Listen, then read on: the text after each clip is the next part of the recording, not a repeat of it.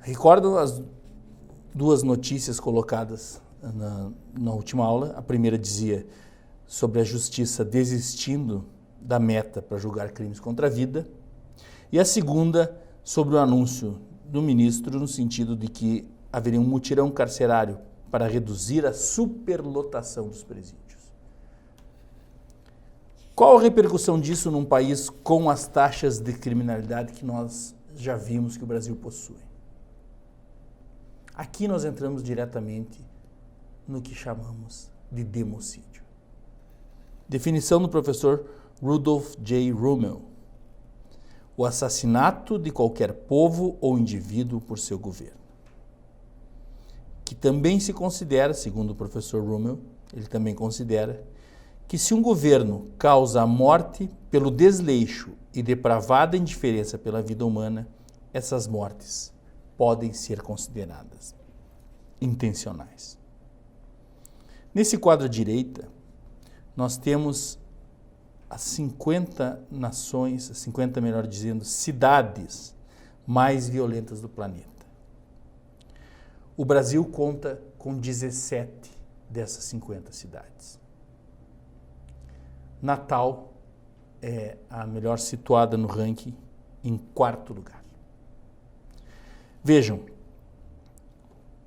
James Wilson falava que a criminalidade implicava atomização da sociedade, separação das pessoas. As pessoas se tornam reciprocamente desconfiadas, veem as outras de uma maneira suspeita, a sociedade deixa de funcionar produtivamente. A sociedade, em última análise, se desfaz. Algo como presenciamos no Brasil de hoje. Basta ir a qualquer uma dessas cidades com altos índices de criminalidade e ver o efeito prático disso no convívio social. Mas há um outro efeito além da atomização e que está umbilicalmente ligado à atomização da sociedade, que é a expansão do poder social. Na sua obra clássica, cuja leitura eu recomendo talvez acima de qualquer outra, Bertrand Juvenel, sua obra clássica O Poder, os senhores têm aqui à direita da tela, ele faz duas observações absolutamente certeiras sobre essa questão. Sobre como a sociedade pode ser jogada na servidão, como o Estado pode expandir seu poder e como o Estado se retroalimenta dessas situações de crise. Vejam, quanto maior o sentimento de insegurança, tanto mais o indivíduo deseja ser protegido e maior também o preço que pagará por esta proteção. A partir do momento em que se espera do Estado uma proteção, uma segurança, basta-lhe justificar suas invasões, ou seja, as invasões do Estado na vida privada, pelas necessidades de seu protetorado, de seu patronato. Bismarck já havia percebido que desse modo a autoridade se estenderia. Se por um lado a insegurança, ao generalizar-se, generaliza também a disposição de submeter-se à autoridade, por outro, ela estimula e anima o poder. Então, vejam vocês como esse estado de caos, por paradoxal que isso pareça, permite que o Estado amplie seu poder sobre o cidadão. O Estado se retroalimenta da própria inércia em combater ao crime. Nesse quadro aqui, sobre causa e controle social, nós podemos ver isso funcionando de uma maneira cíclica. O Estado retira da população os meios de defesa. Desarmamento, nós vamos tratar disso logo em seguida. Paralelamente a isso, sucateia a polícia, sucateia o sistema penitenciário. E denuncia a polícia como violenta, muito embora essa polícia morra a níveis superiores ao de todos os exércitos nas últimas grandes guerras conhecidas. E o sistema penitenciário, sucateado, dilapidado pelo Estado, é denunciado por esse mesmo Estado como algo desumano e brutal.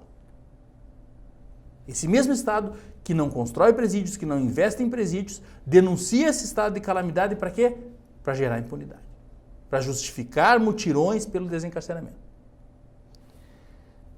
Isso leva o quê? Fomento da impunidade. E as soluções que o Estado vem ensaiando apresentar para isso, quais são? Mais impunidade. A disseminação dos meios de destruição. Quais são? As drogas. Vejam, no primeiro estágio, o Estado retira da população os meios de defesa, que são as armas. Para logo em seguida franquear à população os meios de destruição, que são as drogas. Como se isso fosse uma solução para o problema da segurança pública. E logo em seguida ele promete que, em troca de um pouco mais da liberdade, ele vai resolver esse problema. Ele pede que acredite um pouco mais nele e nas suas políticas, porque ele vai dar conta daquele caos que ele próprio gerou. E como o Estado vai dar conta disso? Com mais do mesmo. Desarmamento, desencarceramento, legalização das drogas e guerra à polícia. Porque é preciso canalizar essa fúria, essa insatisfação em relação à violência, é preciso canalizar para alguma entidade, para algum órgão, para algum desses vetores. O Estado canaliza para quem? Para aqueles que nos defendem.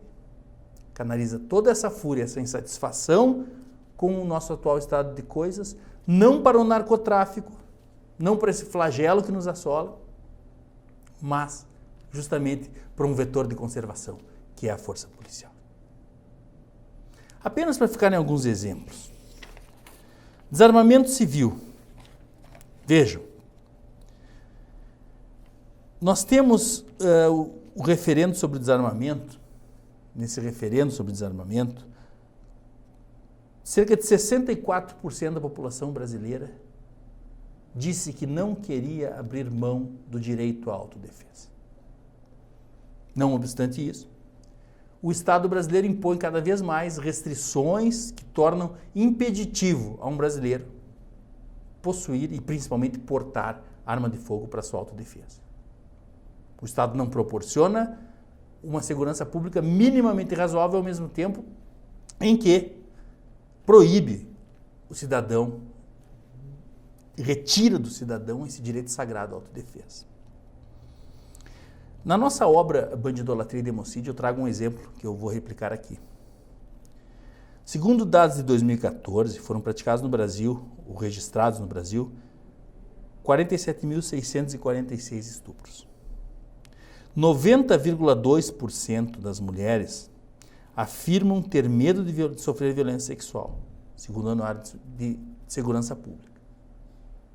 Vejam, nos Estados Unidos existem estudos do professor Lawrence Southwick Jr., dizendo que a probabilidade de sofrer ferimentos graves, prestem bem atenção, a probabilidade de sofrer ferimentos graves em relação a uma mulher que reage armada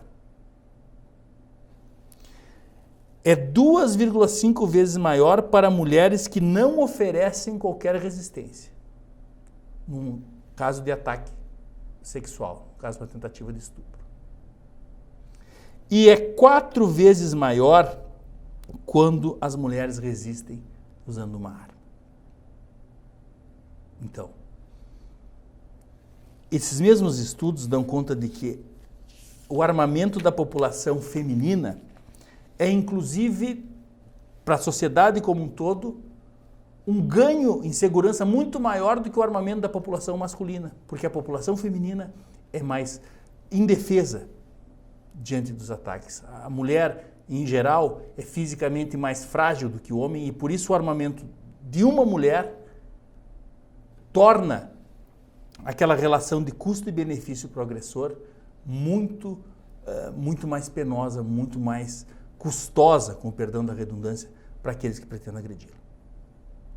Pergunto aos senhores, já viram alguém do movimento feminista, de qualquer coletivo, de qualquer entidade, subsidiada pelo globalismo, sociedade de qualquer tipo, com fins ideológicos, que professa a defesa das mulheres, adotar essa pauta e, diante desse número gravíssimo de estupros no Brasil, sugerir que seja concedido às mulheres o direito de defesa?